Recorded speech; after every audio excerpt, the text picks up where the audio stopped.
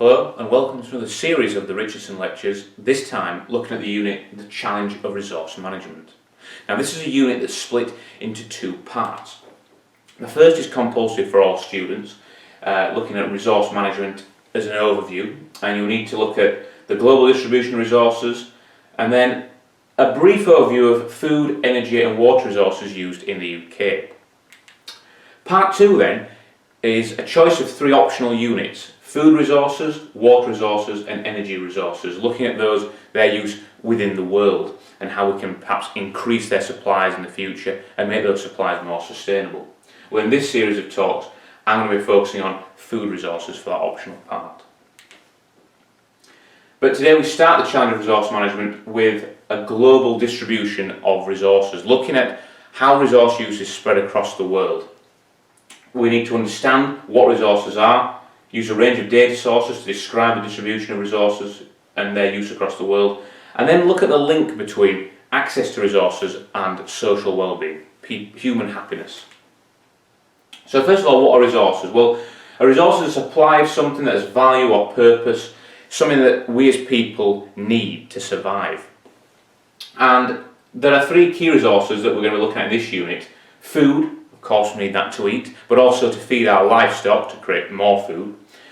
Water, which we use of course for drinking, but also for washing, for watering or irrigating our farmland, and also for industry. And of course energy, which we need to power our homes, our businesses and other services we've come to rely on. Now, when we think about resources in the world, it is generally accepted that there are enough resources in the world for everyone. Unfortunately though, they're not evenly distributed.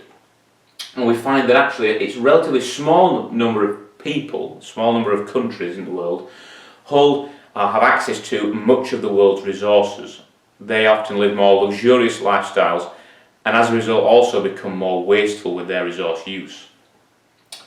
That means that there are also a large number of people in the world who actually struggle to have access to the basic necessities of life, those key resources of food, water and energy in short supply for those people, not having access to them, which ultimately can lead to lowering their quality of life and lowering their life expectancy. Now what we're going to look at is a series of maps and graphs to help us look at these trends in resource use across the world. And we're going to first of all look at the global distribution of undernourishment. Undernourishment is effectively a measurement of food access around the world. Undernourishment means not getting the access to the right vitamins and minerals needed for a healthy diet. And so here we can see a map that shows world hunger. It shows undernourishment in the world. Now this is a type of map known as a choropleth map. We've seen many of these pop up in exam questions in this unit. What a choropleth map does is, in this case, it's taking whole countries and using colour to shade them in to represent the data shown, in this case hunger. So the light coloured countries, yellow countries, have less than 5% undernourishment, the lighter orange 5 to 20, the darker orange 20 to 35, and the red countries are marked out as being countries with over 35% of the population undernourished. Now these maps are fantastic for giving us an overall view of the world or a region or even a country, but they often don't show the finer detail and variation within the country. Even in the countries shown in red, there will be pockets of areas where it's much less, for example, but it gives us a good overall trend, in this case for the world. And when you're describing maps like this, we really should be looking at the following things. We need to pick out general trends, we need to name specific continents and countries, and also we should try and pick out any exceptions to those trends we've seen. So generally with this map, what we can see is that it's the high-income countries, the rich countries in North America, Europe and Oceania that have the lowest levels of undernourishment, therefore better access to food.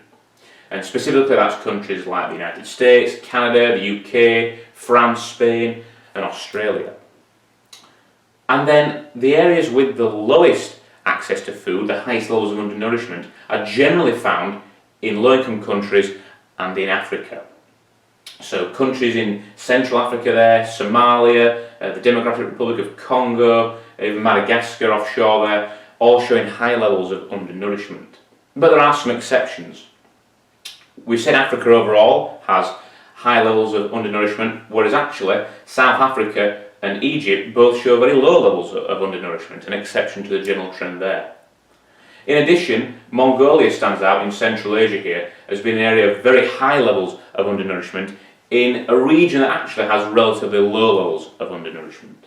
So picking out those exceptions can gain you extra marks when you're describing data like this in exams.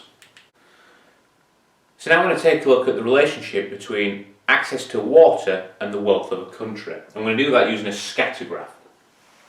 So on this scatter graph, along the bottom axis here, the horizontal axis, we've got GMP per head, a measure of wealth, and that's going to be in equal increments of 5,000 US dollars. And on our vertical axis, we've got access to water per head, in meters cubed. Note this vertical scale though is logarithmic. It doesn't go up in equal increments, in fact actually jumps up by a power of 10 each time.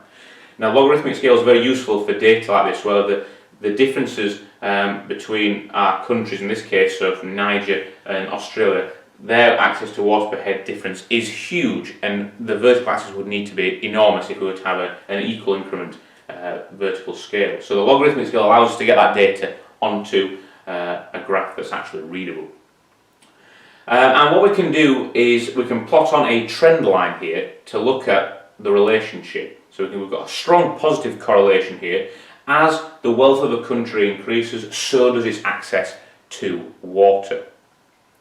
And we can see, similar to the map we just looked at, the African nations here, Niger, Burkina Faso, lowest incomes per head, money per head, and also the lowest access to water. And it's our richer countries, our high-income countries, Australia and Canada, which have higher access to water.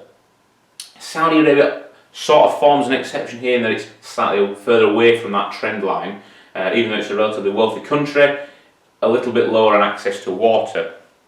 And that's largely to be a result of the fact that it's a much drier country. You could say though that isn't Australia a largely dry country? Well yes it is, but because of its size and its relatively low population, access to water there is not a problem. We'll now look at global energy use, and this time we're going to use a compound line graph to look at the data. A compound line graph is where we've effectively stacked up the lines on this line graph, so not only can we see individual, in this case countries and regions, but also a total energy use. So the top line, the top of the top line, represents total energy use in the world. And we can see that over time, global energy use has increased quite rapidly in this 42-year period shown between 1970 and 2012. We can see that it's actually, global energy use has increased from around 60 terawatts an hour up to 140 terawatts an hour, so an increase of 80 terawatts per hour over those 42 years. We can then talk about individual countries and regions though, to see where that change has come from. And at the bottom here we've got the European Union and the USA, high income areas of the world, and actually their energy use increases slightly but very little change over that time period. We can see that most of the increase has actually come from India and China in particular, where we've seen a rapid increase in energy use over the time period. We can see that by that increasing thickness of this blue line here. So finally we'll look at the relationship between resource use and social well-being. We're going to do that looking at a map showing human happiness. Yes, that is something that can actually be measured. Each country has been given a score between 0 and 10, 0 being the very unhappy, 10 being the happiest, and then they've been ranked. So we can see the 10 happiest and 10 unhappiest populations on this map. And unsurprisingly, the areas where we saw highest resource access and use, North America, Europe and Oceania, happen to be the happiest populations in the world. And the areas with the lowest access to resource use, parts of Africa and Asia, where we see the unhappiest people in the world. So a very clear relationship between access to resources and human happiness. And lastly, we're just going to talk about the exam in this video, because we haven't seen specific exam questions on global resource use in this section of the paper. Those questions have actually focused on energy, water and food use in the UK. So in this video we'll just talk about the structure of the paper. So this is section C of paper 2, the human geography paper. All students must answer question 3, which covers resource management as an overview, and then students choose question 4, 5 or 6. That's depending on which optional unit you'll be studying. So we get a reminder again after you've completed question 3, you're reminded it's either question 4, 5 or 6, and question 4 is food, and that's the subunit, the optional unit that I'm going to focus on in this series of videos. Okay, that's it for this video. Next time we'll be talking about food resources in the UK.